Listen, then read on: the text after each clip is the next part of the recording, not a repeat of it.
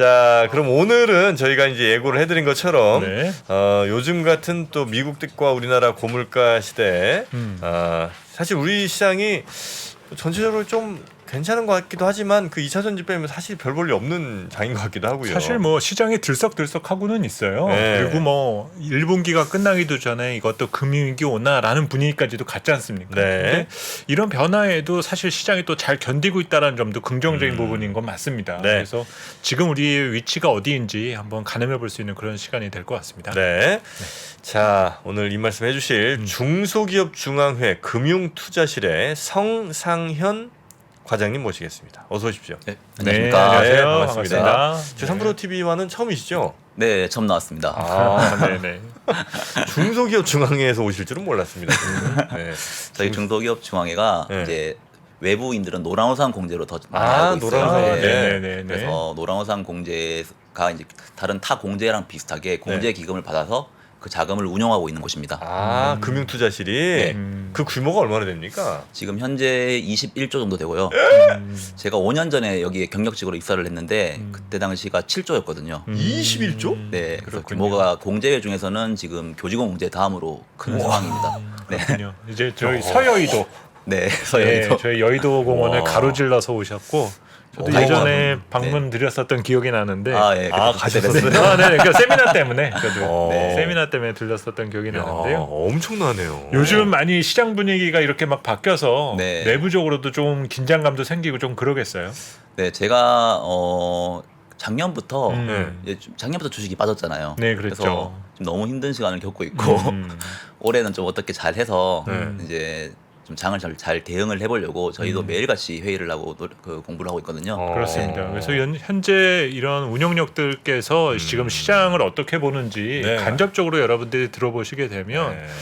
정말 어떤 다수의 전문 투자자들의 어떤 전략과 이런 노하우 등을 좀 배워볼 수 그렇죠, 있는 기회가 될 것 같아요. 이제 분석하시는 애널리스트 분들도 계시고 네. 또 우리 과장님이 실제로 이제 투자를 하시는 입장에 계신 거잖아요, 그죠? 네, 제가 원래는 증권사에서 이제 프랍 트레이딩을 한 6년 정도 했었고요. 그리고 이제 공제회에서 한 6년 정도 지금 근무를 하고 있습니다. 그 21조 중에 사실 뭐 저 상당히는 채권을 아마 쓰실 거고 그죠? 네, 채권이 한 60에서 70% 70% 되고 네, 한 30% 정도가 이제 아마 주식 대체 쪽 투자와 주식이 나눠져 있습니다. 아. 네, 그래서 주식은 한 3조 정도 운영을 하고 주식 3조. 네.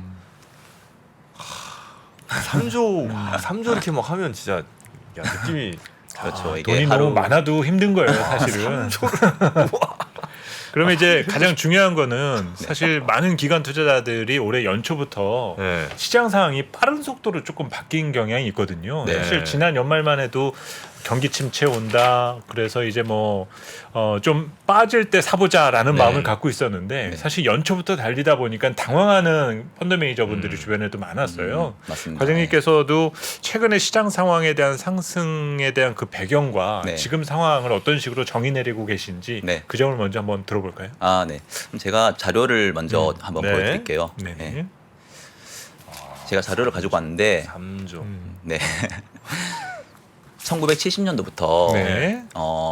주식 S&P 기준으로 약세장으로 진입한 경우가 12번 있었습니다. 네. 약세장이라고 하면 20% 이상 빠졌던 적. 네. 그런데 그 중에서 물가가 올라가고 네. 경기 선행지수가 빠지면서 약세장으로 빠졌던 적을 제가 이제 빨간색 하이라이트로 이렇게 쳐놨거든요. 네, 지금 점선으로 표시된 네. 부분이요. 마지막은 지금 현재 상황입니다. 아, 그런데 지금 현재 상황을 제외하고 나머지 6번 전부 다 음. 경기 침체로 빠졌습니다. 이 그 구간이 끝나고 나서. 네. 아, 그렇군요. 그래서 지금의 약세장은 앞에 6번과 똑같이 지금 고물가가 지속되고 있고 네. 기준금리를 지금 인상을 하고 있습니다. 그리고 경기 선행지수는 지금 빠지고 있고요. 그렇죠. 그래서 지금 경기가 후퇴 위축되고 있는 상황인데 네네. 여기서 이제 경기 침체로 빠지냐 빠지지 않느냐가 음. 주식이 추가적으로 더 하락을 하느냐 아니면 여기서 좀 반등을 다시 이제 진짜 반등을 할 수 있느냐의 네. 판가름이 될 것 같고요. 연준은 지금 밑에 제가 써놨는데 이제 이번에 그 SVB를 이후로 소형은행에 대해서는 유동성 공급을 하고 네. 그리고 기준금리는 계속 인상을 할 걸로 전망을 하고 있습니다. 그냥 그러면- 높은 금리 수준을 유지한다. 네, 쪽으로 지금 4.75잖아요, 상단이. 그런데 네네.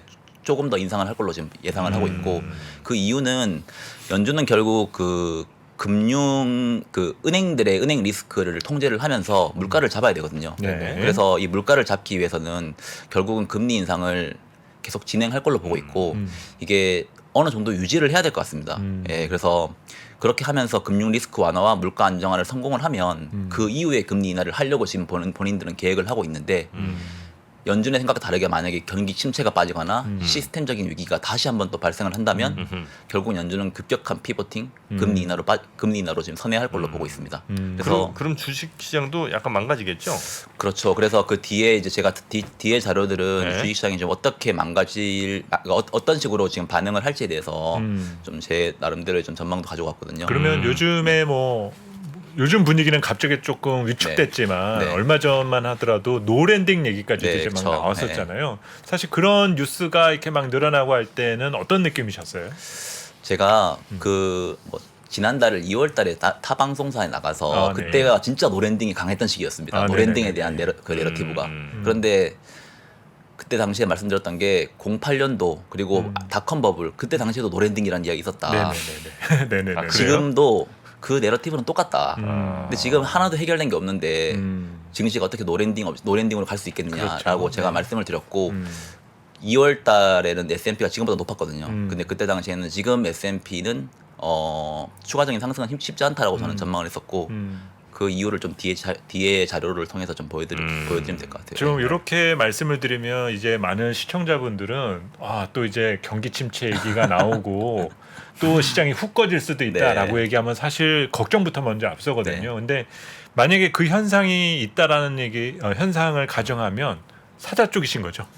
일단 저는 매크로 기반의 탑다운은 기본적으로 경기는 좀 안 좋게 보고 있고요. 안 좋게 보고. 그런데 기준금리가 상단에 왔을 때부터는 변동성이 매우 심해집니다. 네. 그래서 트레이딩 구간으로 좀 보고 있거든요. 근데 그 트레이딩을 어떻게 해야 되냐 하면 사람들의 심리 그리고 기관들의 그 수급 지금 네. 포지션을 얼만큼 지금 베팅이 되어 있고 이런 것들을 봐가면서 장이 빠질 때 팔지 말자. 그러니까 모두가 공포에 떨고 있을 땐 팔지 말자. 네네. 그때는 저도 지금 뭐 시스템적인 위기나 이런 것들을 하반기 때 나올 수 있다고 보지만 상반기 때는 아니거든요. 네네. 상반기 때는 분명히 큰 변동성이 계속 있을 수 있어요. 네네. 그리고 지금 이제 1분기는 거의 끝나가지만 전 2분기 때 뭐 랠리가 나올 수 있을 것 같긴 해요. 네네. 그 이유 중에 하나가 저는 일단 2분기 때 QT는 종료될 걸로 지금 보고 있고요.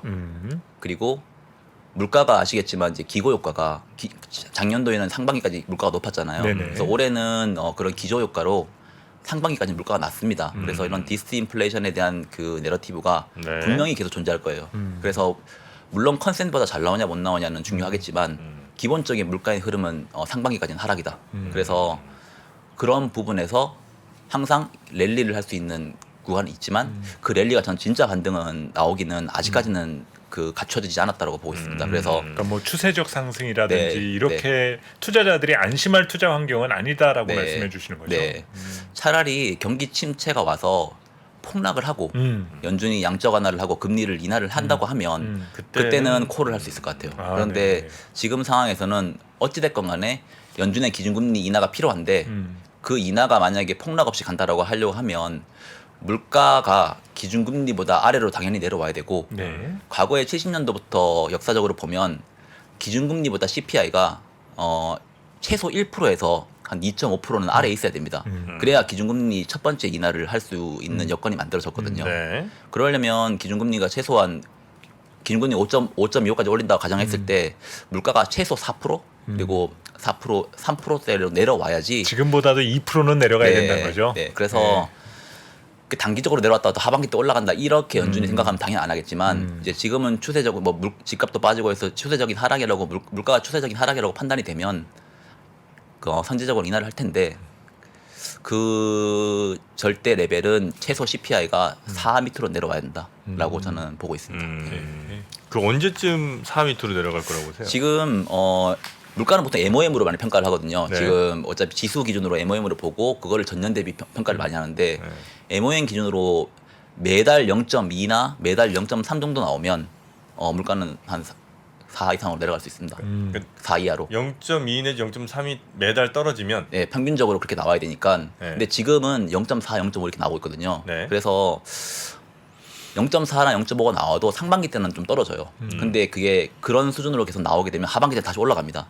그래서 MOM이 계속 평균적으로 얼마가 나오는지를 계속 봐줘야 되고 기본적으로 0.2나 0.3으로 나온다고 하면 하반기 때도 사실 물가가 빠질 수 있다라는 그 인식이 강해질 거예요. 그런데 0.4가 나온다 이러면 상반기 때는 물가가 빠지더라도 하반기 때는 올라갈 수 있다라는 우려가 또 커질 겁니다. 그래서 이게 물가가 빠져도 호재인지 악재인지에 대해서 계속 판단을 하는 게 중요하다고 보고 있고요. 네, 그래서 그렇게 지금 저는 판단을 하고 있습니다. 네. 네네네. 당장 오늘 밤에 이제 FOMC도 있잖아요. 네. 그리고 지난 1년 넘게 유동성을 회수하고 이런 그 환경을 조금 타이트하게 가져가던 상황이었는데 네. 내심 이제 기대는 이번 금리 인상 기조가 일단락되고 또 이런 상황만 만들어줘도 어떤 상대적인 유동성 환경이 오히려 호전되어서 네. 뭐 크로스 쪽이 좋아진다거나 네. 아니면 성장 기술주가 간다거나 네. 이렇게 생각하는 분들도 좀 많으시거든요. 네, 네. 지금 어떤 유동성 관점에서 우리 주식 시장이 잠재력을 조금 갖고 있다라고 볼 수 있을지 네. 사실 뭐 우리는 이런 유동성도 중요하고 또 환적인 요소도 최근에는 영향을 네. 많이 받거든요. 네. 그런 부분에서 조금 조언을 해주신다면요. 제가 이거 그래프 하나 보여드릴게요. 네. 이게 빨간색 그래프가 연준의 순 유동성입니다. 네네. 이게 연준의 이제 대차 대조표에서 실질적으로 풀려 있지 않는 TJ라고 해서 이제 이거 재무부가 연준에 맡겨놓은 통장이라고 보시면 돼요. 네. 그래서 이거는 뭐 공무원도 월급 줄 때 쓰려고 이제 네네네. 실질적으로 시장에는 안 풀리는 돈이거든요. 그리고 RRP라고 해서 시중 은행들도 남는 돈들이 있을 거 아니에요. 네네네네. 그거를 이제 다 연준에다 차감한. 맡겨놓는 돈이 있습니다. 네. 이거 두 개는 실질적으로 시장에 풀리지 않는 돈이기 때문에 네네. 이 두 개를 빼주면 그게 연준의 순유동성이다. 순유동성이라고 보고 있는데 어이 재밌네요. 네, 이 순유동성 그래프와 S&P 500의 흐름을 보시면 그냥 똑같네요. 그래서 상관관계가 0.9입니다. 그런데 이제 최근에 SBB가 터지면서 이 빨간색 그래프가 확 올라왔거든요. 네네. 그래서 이게 지금 그러면 QE가 시작된 거 아니냐라고 그 사람들이 생각했던 사람들이 있었어요. 그렇죠. 예, 그런데 저는 실질적으로 이거는 진짜 QE는 아니다. 왜냐하면 QE가 일어나려면 연준이 푼 돈이 시장의 자산 매입에 쓰여야 됩니다. 그런데 이번에는 소형 은행들이 돈이 부족해서 그 예금을 내주기 위해서 금융기관으로 돈을 빌린 들어갔다는 거잖아요. 거죠? 그래서 그 네. 돈이 시장에 풀리지 않고 본인들이 가지고 있을 가능성이 매우 높습니다.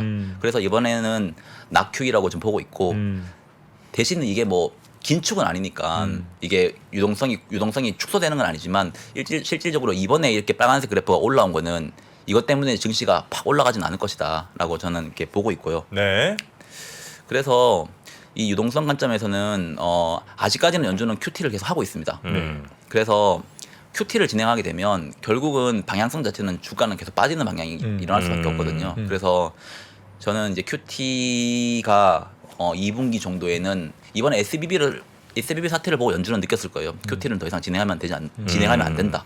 그래서 저는 이번 FOMC 때 QT 얘기는 하지 않을 거라고 보고 있는데 결국은 2분기 중 어느 시점에서는 QT에 대한 속도 조절 또는 이제 일시 중단라고 이야기할 것 같아요. 그래서 그 부분은 어찌됐건 간에 유동성이 줄어드는 효과가 아니기 때문에 증시는 좀 상승할 수 있을 내러티브를 만들 수 있다라고 보고 있고요. 네. 그래서 그게 뭐 이게 다음 장 그래프긴 한데요.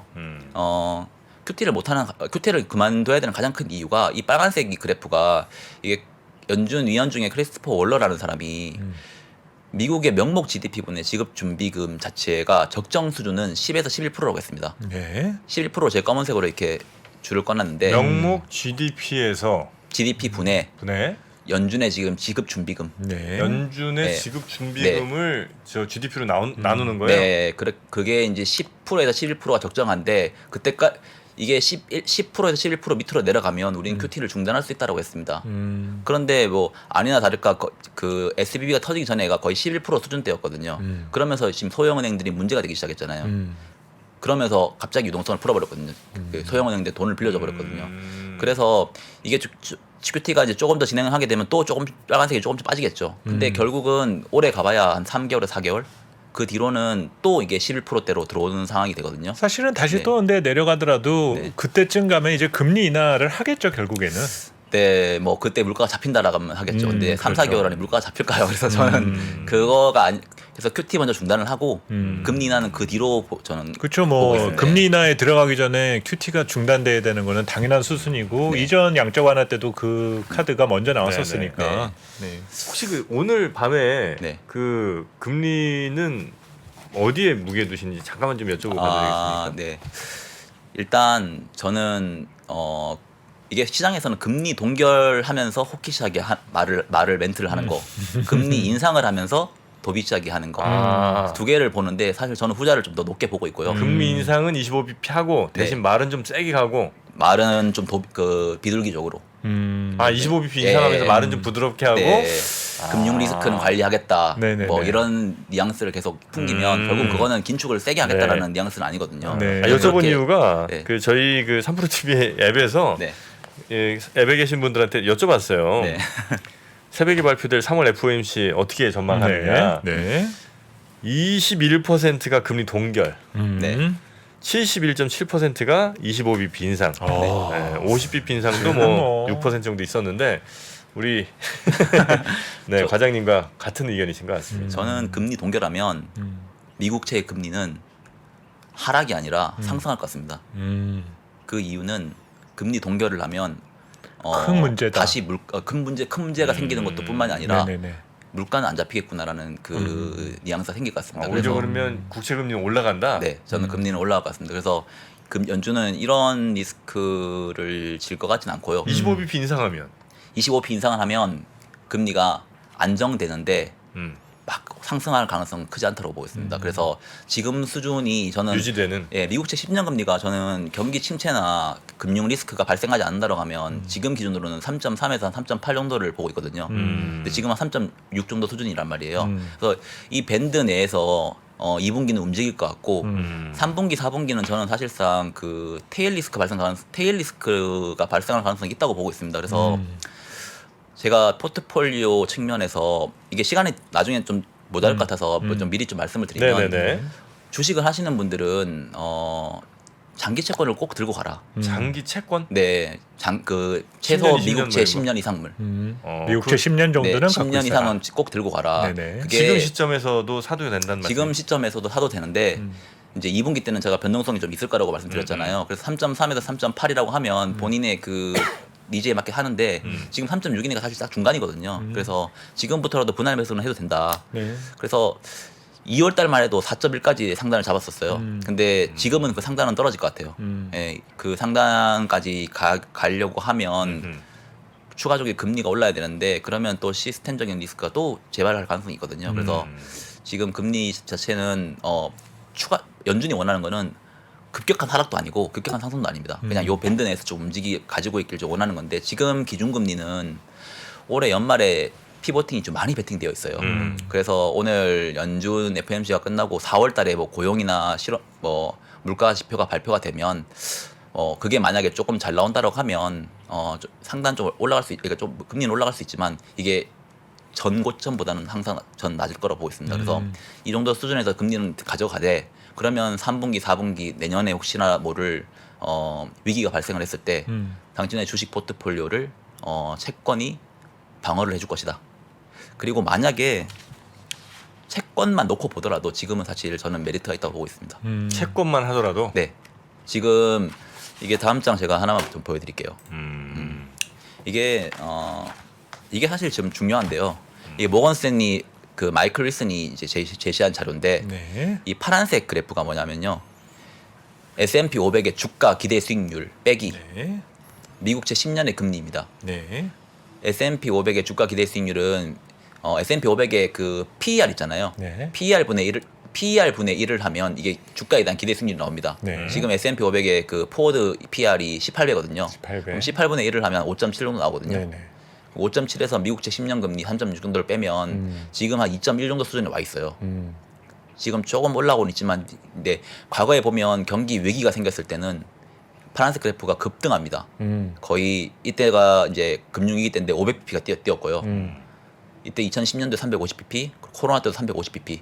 이게 뛰는 게 어떤 의미냐고 하면 주식이 주식의 기대 수익률이 상승하고 금리가 하락을 하는 이 콤비가 이루어져야 되는데 그래서 금리는 하락을 하고 주식의 기대 수익률이 상승하려면 주가가 폭락을 해야 됩니다. 폭락을 해야죠. 네, 그래야지 이게 이 파란색 그래프가 급등을 하는데 주가의 금리가 1% 빠지는 것만큼 주가의 기대 수익률이 1%가 올라가려면 지금 S&P 500 기준으로 한 15% 빠져야 됩니다.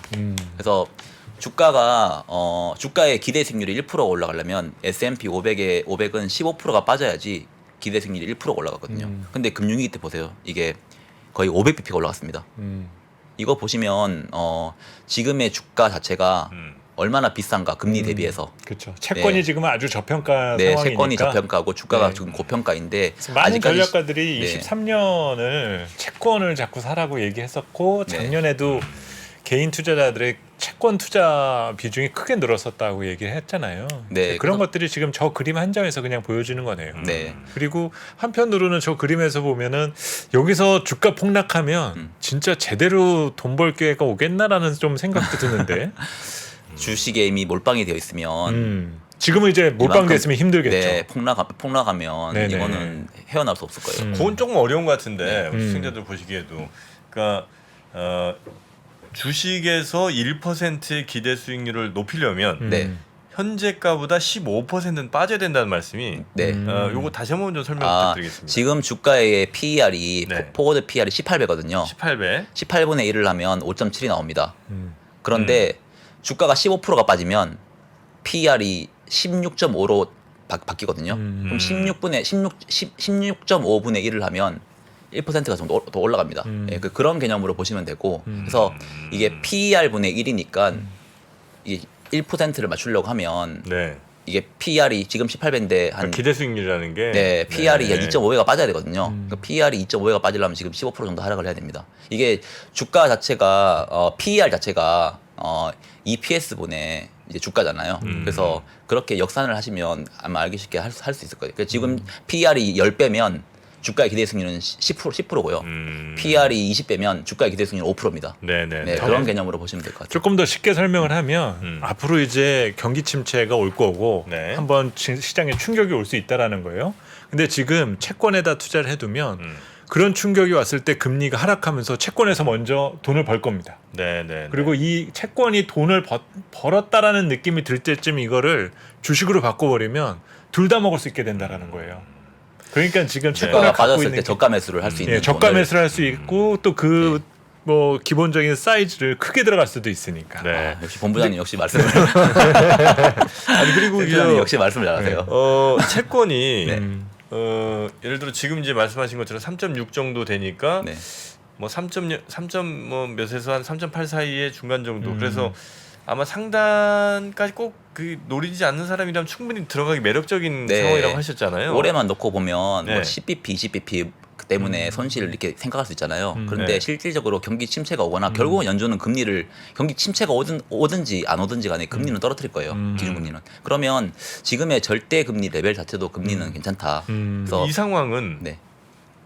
우리 과장님뿐만 아니라 저 혹은 뭐 우리 센터장님 미국의 수많은 은행들 다 알 거 아니에요. 네. 다 알죠. 야 지금 이 정도 채권이면 충분히 네. 갈만하다. 네. 돈이 엄청 몰릴 거 아닙니까? 네. 그렇죠. 그러면 가격이 계속 유지가 되나요? 그게 채권 가격이? 그 이게 결국은 자산 배분을 하는 사람들은 네. 지금은 아직 빠질 때가 아니라고 하면 덜 채우고 있습니다.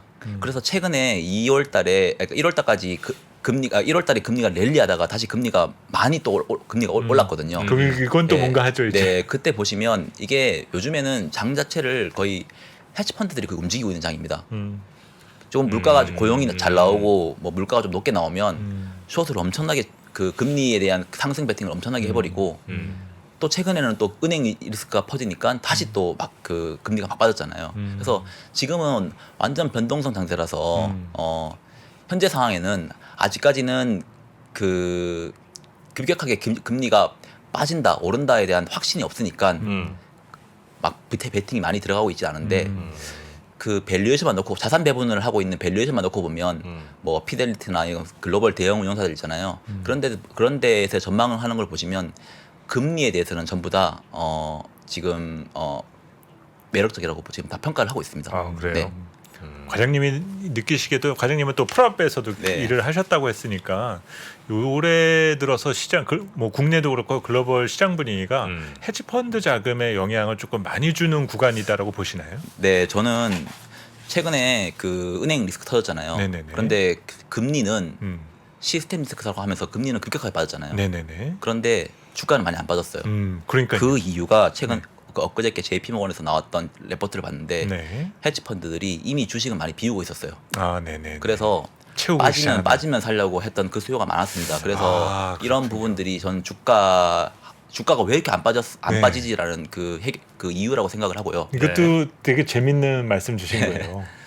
지금 주식을 비워둔 기간이 너무 많더라고요. 네. 기관들이 네. 네. 주식을 다 안 좋게 보니까. 네. 그만큼 엄청 팔아대더라. 네. 그러니까 그래서 지난해까지 왜냐하면 지난해 너무 시장이 어려워서 네. 상당히 좀 많이 줄여놨었던 네, 맞아요. 기관들이 많았는데 그러다 보니까 올해 조금 빠지기를 좀 기다리는 투자자들이 많아요. 저도 세미나 기관 투자자들이. 네네네. 해외도 마찬가지입니다. 그 뱅크 오브 아메리카에서 매번 서베이를 하잖아요. 네네. 그거 보시면 지금 과거 20년을 놓고 보더라도 주가에 대한 그 비중을 거의 최저치로 지금 해놓은 상황이거든요.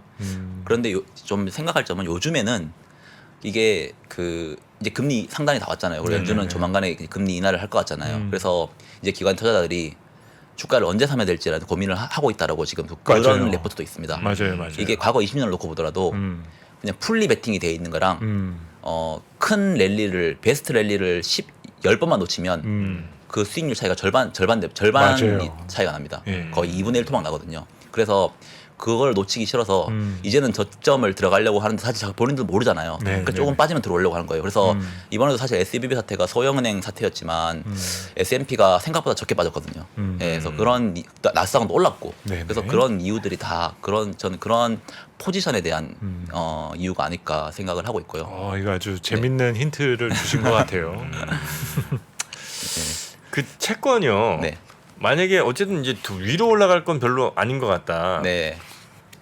그럼 이제 하방 쪽은 확실히 열려 있다. 네. 3배짜리 뭐 이런 거 하면 어떻습니까? 이게 세배 변동성이 왔다 갔다 하는 장에서는 네. 레버리지 상품은 다 녹아내립니다. 아, 이게 그래요? 10% 올랐다가 10% 빠지면 레버리지 상품 마이너스 납니다. 이게 원금이 아니라. 그래서 아까 말씀하신 상단까지 왔다라고 판단이 되면 저는 레버리지 하는 건 나쁘지 않다고 보고 있어요. 근데 지금은 그 밴드 내에서 중간이잖아요. 네네. 그러면 사실 1배짜리를 전 추천을 드리고 이게 내가 내 생각보다 훨씬 많이 올라가는데 전 3.8을 상단으로 봤는데 4%까지 만약에 뭐 하루 이틀은 갈 수 있잖아요. 그런 상황이면 저는 레버리지 채우는 것도 나쁘지 않다고 보고 있습니다. 그래서 2월달에 제 방송에서 그 채권 사라고 했습니다. 그래서 네네네. 특히 레버리지 사라고 했습니다. 그래서 네네네. 그래서 4%대에서 어느 분이 사셨더라고요. 그래서 뭐 댓글로 하트 그려놨더라고요. 그래서 그게 그런 거예요. 파월 의장이 세게 말을 했는데 앞만 봐도 저거 블러핑 같은 거죠. 네. 그러면 레버리지 들어가도 괜찮다라는 네, 맞아요. 거예요. 그래서 파월은 지금 금리가 위든 아래든 크게 움직이기를 원하지 않습니다. 그런데 저도 프랍을 좀 오래 해서 그런지 모르겠는데 이게 싸다와 사야 될 때는 확실히 다르거든요. 네네네. 이게 쌀 때 사는 게 아니라 사야 될 때 사야 됩니다. 이게 뭐냐면 확률적으로 지금 들어가서 먹을 수 있냐 안 먹냐. 예. 이게 지금은 2분기가 금리가 박스권이라고 보더라도 박스권 상단이라고 하면 박스권 하단에서 팔면 이거 충분히 수익이 크게 나오거든요. 근데 그런 장에 난 이렇게 샀다 팔았다 한 번 하는 사람과 아무것도 안 하는 사람은 나중에 수익률이 클 거예요. 수익률 차이가 클 거예요. 그리고 진짜 만약에 들어가야 되는 시점이 왔다. 그때는 뭐 베팅 들어가시면 되죠. 그래서 저는 뭐 금리만 놓고 봤을 때는 그 정도 밴드를 보고 있으니까 그거를 넘어가는 금리는 지금 현재 상황에서는 사도 된다고 보고 있습니다. 그래서 그거는 현실 조언이에요. 네, 이거 제가 진짜 괜히 와닿는데 네. 쌀 때랑 살 때는 다르다는 거죠? 네. 사야 될 때는 싸다고 들어갔다가 진짜 그렇죠. 더 싸질 수 있습니다. 근데 자기가 잘못 판단한 걸 수도 있으니까. 근데 사야 될 때는 이게 모든 투자는 제가 그 확률적으로 지금이 들어갔을 때 내가 먹을 수 있는 확률이 얼마만큼인지 터질 수 있는 확률이 얼마만큼인지를 꼭 판단을 하셔야 돼요. 그거 당연히 계산으로 해볼 수 있잖아요. 네네네. 내가 지금 들어가서 그러면 그런 상황으로 접근을 하셔야 되지. 그래서 제가 트레이딩 바이를 계속 2분기 때는 지금 하라고 말씀을 드리는 거고 3분기, 4분기는 저는 테일 리스크가 발생할 가능성이 매우 높다고 보고 있거든요. 어떤 것들을 네. 주로 생각하고 계신지 한번 들어보면 좋을 것 네. 같아요. 테일 리스크? 네, 테일 리스크가 네. 이제 생각지도 못한 리스크. 네. 이게 저 두 가지를 좀 제시를 드릴게요. 네. 첫 번째는 미국의 상업은행 리스크입니다. 상업은행? 네. 최근에 터진 게 미국 소형은행이었잖아요. 네. 그런데 여기서 그래프를 좀 보시면 이게 주황색 그래프가 미국 중소형은행의 연체율이고요. 많이 올라왔군요. 파란색 그래프가 미국 상업은행, 대형은행들, 미국 100대 은행 1위에서 100위까지, 중소형은행은 101위에서 500위까지. 그런데 중소형은행의 이미 연체율이 금융위기 수준까지 올라와 있었습니다. 그래서 이미 저는 SBB 사태가 터지기 전부터 시장은 경고를 하고 있었다라고 말씀을 드리고, 근데 상업은행은 연체율이 매우 낮아요. 그 이유가 이게 우리가 장단기 역전이 되면 은행 시스템이 망가진다고 다들 말씀드리잖아요. 네네네. 그런데 장단기 역전이 되면 은행 시스템이 망가지는 이유가 대출은 장기금리로 보통 많이 해주거든요. 대출보다 예금금리가 올라가기 때문에 역마진이 나기 때문에 네, 은행의 네, 수익성이 그렇죠. 떨어지고, 네네. 아니면 은행은 대출을 더 고금리 대출해주고, 그러면 고금리 대출은 신용 리스크가 있는 대출이잖아요. 그렇죠. 그러면 그게 연체율로 올라가면 터지는 거거든요. 이 중소형 은행은 이미 그 영향을 이미 받고 있었고요. 네. 근데 대형 은행은 그 영향을 받지 않았습니다. 네. 그 이유가 이거 왼쪽 그래프, 오른쪽 그래프를 말씀드릴게요. 네. 이게 빨간색이 은행의 대출 금리에 올라가는 흐름입니다. 대출 금리요. 네. 그래서 기준금리가 올라가는 속도에 맞춰서 네. 대출금리는 다 올라갔어요. 그런데 그런데 8% 정도 때까지 네. 올라가 근데 이 있는 검정색 그래프를 보시면 이게 은행의 예금금리입니다. 대형 은행들의 예금금리. 바닥에 있는 것들이요. 금리를 아무리 올려도, 기준금리를 연준이 아무리 올려도 아. 대형 1% 은행 대. 예금금리를 올리지 않았어요. 그래서 예대 마진은 충분히 얘들은 버퍼가 있었다는 거예요. 그래서 결국은 야. 고금리 대출을 그러니까 너무 위험한 사람들한테 대출을 해줄 필요도 없고, 그러니까 이제 수익성은 계속 나고, 그래서 은행 수익성이 계속 좋아졌었거든요. 근데 중소형 은행은 이거랑 완전 반대였습니다. 그런데 이번에 이제 SBB 사태가 터지면서 은행들은 자기들도 예금에 대한 이탈이 있을 수 있겠다라는 아마 우려를 했을 거예요. 그러면서 S&P에서 최근에 나온 보고서인데, 이제는 미국 대형 은행들도 예금 금리를 올릴 것이다.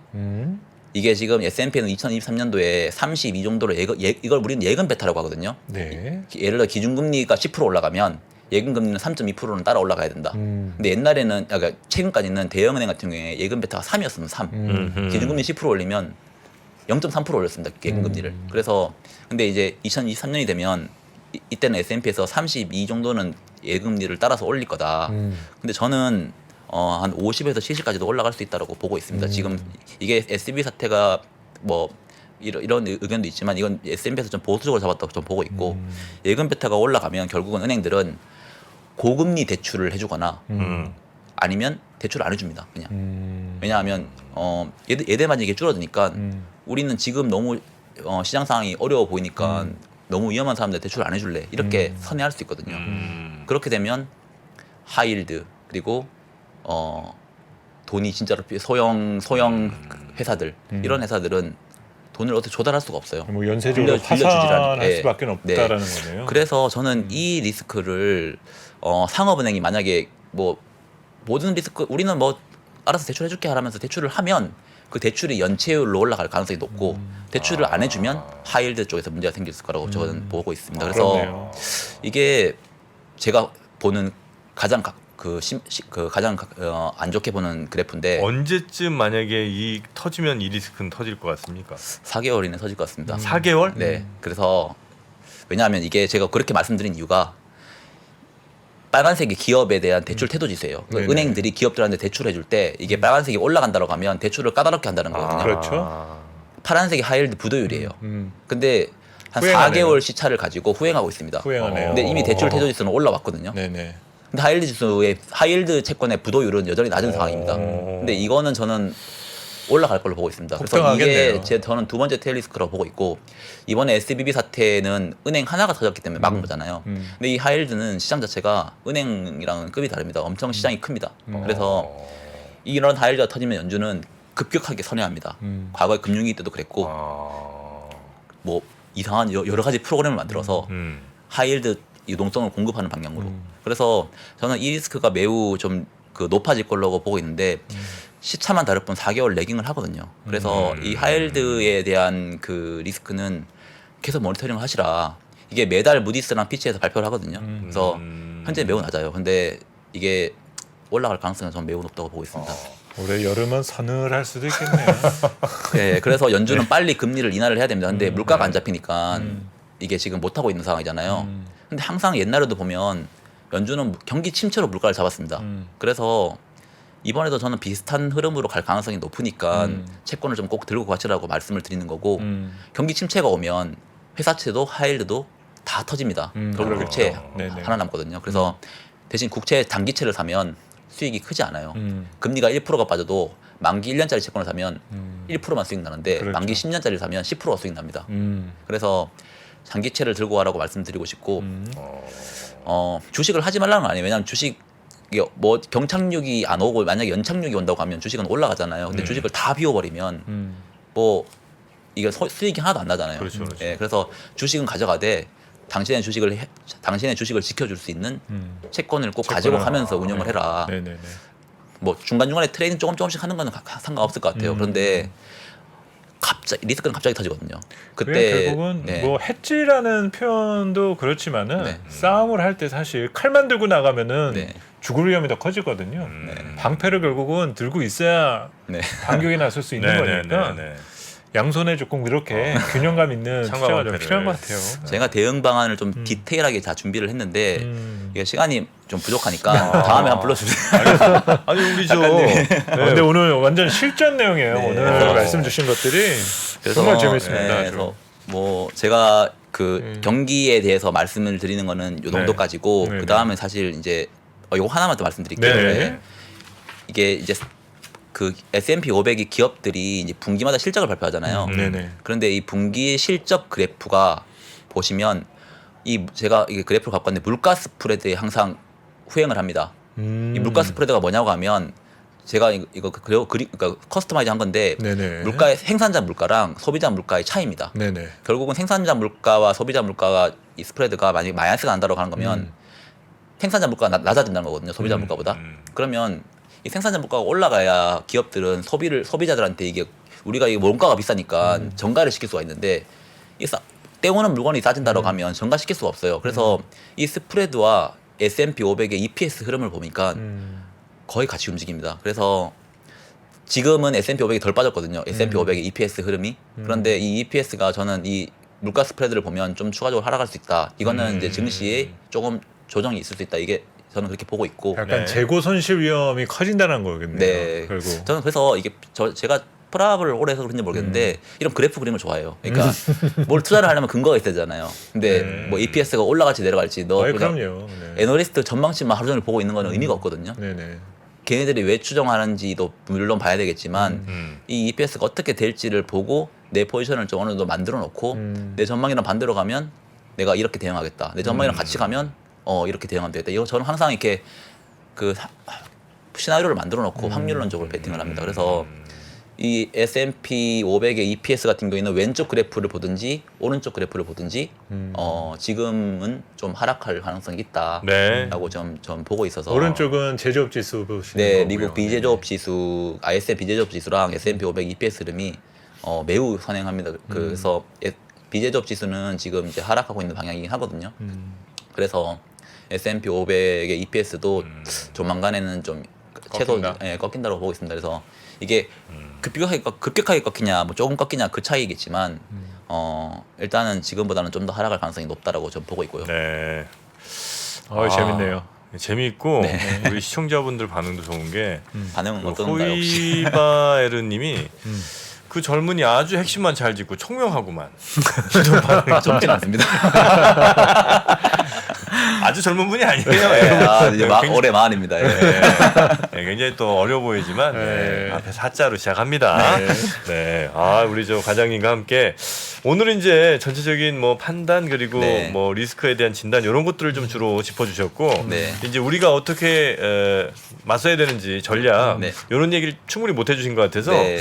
그거는 그러면 저희가 조만간 네. 뭐 금주 혹은 뭐 다음 주 정도에 다시 한번 좀 모시고 2부로 가보면 어떨까 싶습니다. 네. 괜찮으시겠습니까? 네. 네, 노란우산 공제도 괜찮죠? 네, 노란우산 공제 많이 사랑해 주시고요.